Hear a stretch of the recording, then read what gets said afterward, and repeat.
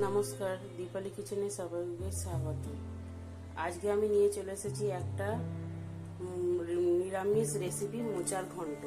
এর জন্য আমি উপকরণ লাগছে সেদ্ধ করা মোচা, আর ফোড়নের জন্য লাগছে গোটা গরম মশলা, শুকনো লঙ্কা, তেজপাতা, জিরে, হলুদ গুঁড়ো, জিরে গুঁড়ো, ধনে গুঁড়ো, আদা, চিনি,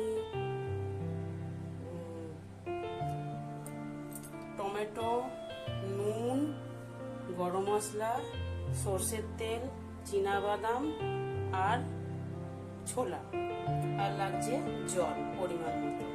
কড়াইয়ে দিয়ে দেবো সর্ষের তেল, বা দিয়ে দেবো গোটা জিরে, গোটা গরম মশলা, শুকনো লঙ্কা দিয়ে দেওয়ার পরে দেবো তেজপাতা, দিয়ে দেবো ভেজানো ছোলা, আর দেবো বাদাম, তারপরে দেবো আদা বাটা। আদাটা ভেজে নিয়েছি।